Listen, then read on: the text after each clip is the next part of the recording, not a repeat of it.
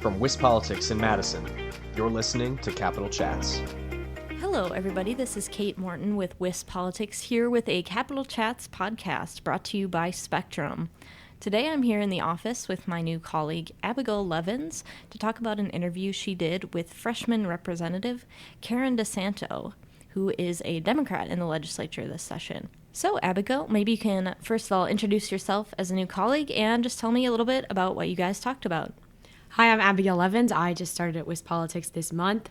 I spoke with Democrat freshman lawmaker Karen DeSanto about her background as a clown and also as the president and CEO of the Boys and Girls Clubs in West Central Wisconsin. We also talked a little bit about what she's most excited about in the upcoming session. Great, let's get into the interview. I just want to thank you for coming on to Capital Chats and joining our podcast today. And just want to ask about you, and specifically when I was reading about you, I noticed your background as a traveling clown. I'm wondering if you could tell me a little bit about that, your experience, what you did. Sure, that's always the lead, right? I appreciate that. Absolutely. So when I was younger, I had an opportunity to attend and apply to Clown College, Ringling Brothers Barnum Clown College.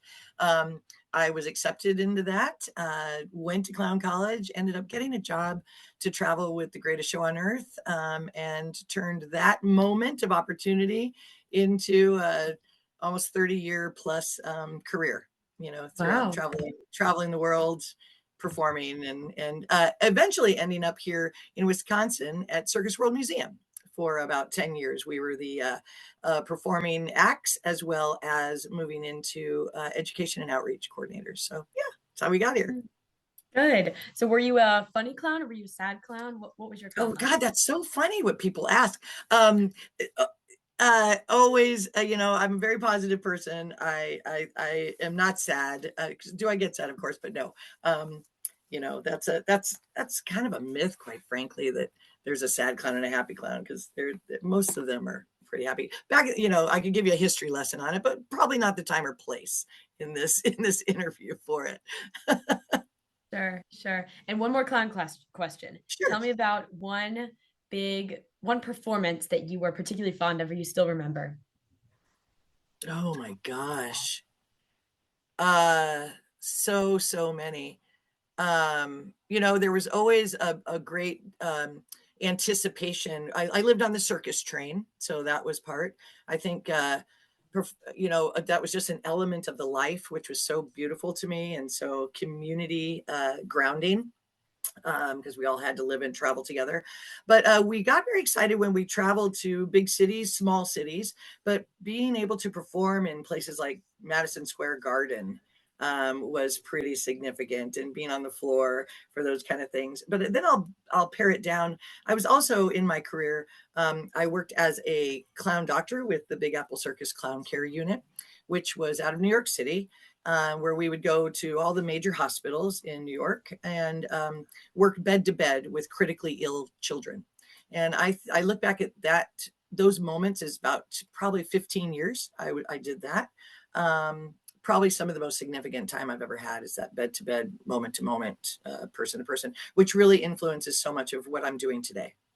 Mm-hmm. Which is actually the next thing I wanted to ask you about. I saw you spent a lot of time leading the Boys and Girls Clubs of West Central Wisconsin. Tell me about that experience and how you transitioned into that role. Sure. I think the Boys and Girls Clubs is an organization that is very people oriented, right? So in my career, when I was living here in Baraboo, there was a club that needed some leadership. They looked to me because they knew my work, and I was very active in the community. I hit a lot of the bells and whistles as far as what they were looking for in a leader. So that's how it was. For me, it was an attractive opportunity. Again, these opportunities that life hands us to work and really influence people's lives. I mean, that's really what the clubs do. So I was lucky enough to be CEO of Boys and Girls Clubs West Central Wisconsin, which served Baraboo, Columbia County, so Sauk County, Columbia County, and then some in Monroe County. So I had created 4 clubs. I started with 2, ended up with 4.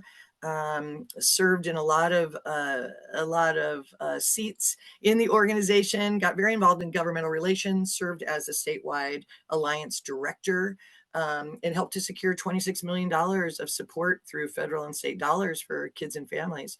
And it's there that has also influenced the seat that I'm filling now in the legislature. It really has made a big impact in me, and I do want to continue that work.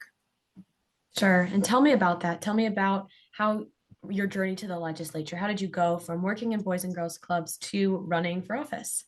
Right. Yeah. I mean, when you look at it, it's like, wow, what a road I took, right?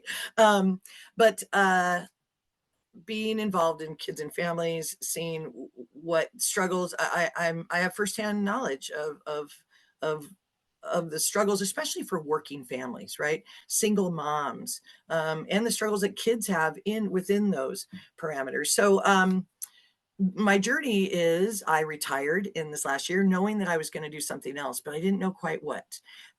It was then that Dave Considine, our current legislator, who was a dear friend of mine, he was an educator here in Baraboo. He and I worked hand in hand on a lot of legislation around kids and education. He was retiring and he approached me and he said, I'm retiring. Would you be interested in something like this? And he sat down and shared with me what the work was. I had the time, I had the knowledge, I have a little gas still in my tank. So I threw my hat in the ring, especially in such an important time in our history. With the new maps, fair maps changed a lot of things. District lines were changing, new people were getting involved in running for office. It was a very exciting time, especially with so many women running. That's how I took the opportunity. And luckily, through a lot of hard work, and a lot of community driven organization, a lot of people really being supportive. It got me into this seat. So I'm thrilled to represent the people in the 40th district. Do you think you, looking back to yourself 10 or 20 years from before, would you have seen yourself ever running for political office? Boy, so many people have asked me that, and I don't think so. However, I've always been politically motivated. I do listen and I get involved, and I have a voice on things that I think are not good for the whole, right? Where they could really impact people's lives. So I would say I didn't plan it. I didn't plan on being a circus clown. I didn't plan on being a CEO of Boys and Girls Clubs, but I've had the opportunity, I've taken the shot, and I've been very successful in it. So yes and no might be the answer to that. Yeah, very true. And looking at your experience, you do have a variety of experience that is unique. And how would you say your unique experience, first as a clown, and secondly, as the president and CEO of the Boys and Girls Club, is going to prepare you to be a lawmaker? Yeah, that's also a great question. I think it's listening. I think you in performing with a three-ring circus, or being bed to bed and a one-on-one with a kid or with a family that is needing support in some capacity, it's listening. All those are listening skills. So it's listening and then hearing what is being said and then acting on how you can assist. Like, what is my role in assisting that? And I think that's going to be my greatest strength, is the ability to work with all kinds of people. I am not party driven. I have relationships with people across the aisles, even now through my work with Boys and Girls Clubs. So it's it's just communication and bringing that the empathetic ear of people and really tuning into of the needs and how we can best help the whole of our communities. Mm. Considering your value of communication, what are some priorities you want to be communicating with other legislators about as you enter into this new session? Sure, sure. I think it's keeping yourself really involved in your district. And that's one thing that I feel like I do quite well. I have really made an effort. I work hard at staying connected to the constituents. Um, they will let me know what they need, and I am open to that. I think the committees that I'm on, I'm very thankful for also. I was assigned the Mental Health and Substance Abuse Prevention Committee. That is a big part of the things, my core value of what I believe in, especially currently seeing the the challenges that many kids, especially and families have, and how the state can help that. The other thing is rural development. We live in my gorgeous little town of Baraboo, where I live, is neighbor to Portage and neighbor to Spring Green and neighbor to Plain and neighbor to Sauk City. And within that are so many options of supports. So it's not just city, it's very rural. So I'm anxious to see how I can help support the needs of these outlying areas, because it's a recipe, right? So I'm hoping that I can bring my skill set into listening and then acting on what my district needs. And do you think there's any legislation in particular you'd like to see that would benefit your district? Sure. I'm thrilled with what we just introduced as many of us co-signed the Lowering Costs, Improving Lives bill. That hits on so many cylinders. It's what we heard on the doors. We heard that we needed to lower the cost of living. How can we do that? So it's looking at prescription drugs. It's looking at food for all kids. I mean, holy smokes, there's so many uh, data points on how feeding our kids every day a healthy meal at the place they spend a bulk of their time in the schools is so positive and will make such an impact on these families' lives, not only on their pocketbook, but in their mental capacity and in their social, emotional well-being.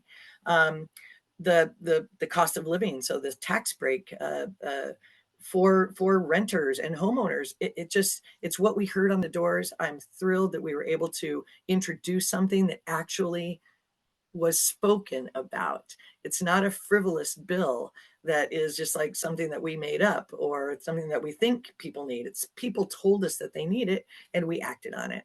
So I'd love to see more of that. I'd love to see access to healthcare for all. That's something that we heard a lot on the doors too. Education, how are we supporting our education systems? So there's a lot of work to be done, but I'm just thrilled with what we've done so far, and I know that there'll be more. And it's that collective collaboration and the talking and the committees and working with the others on what we know is best for the people in our districts. Thank you for sharing about that. One more question for you. What are you most excited about, most looking forward to? It's every day. I'm not gonna, Lauren, my amazing staff person. We're so lucky to have such great staff with us.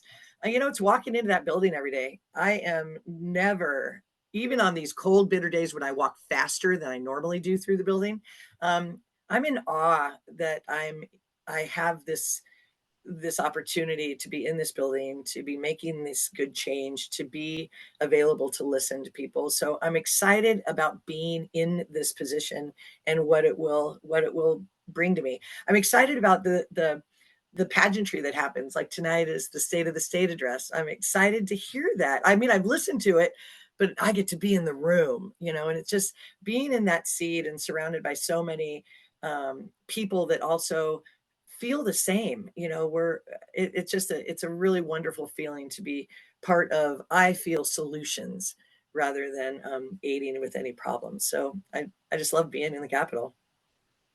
Thank you so much for sharing that, Karen. I appreciate your time and you answering all my questions today.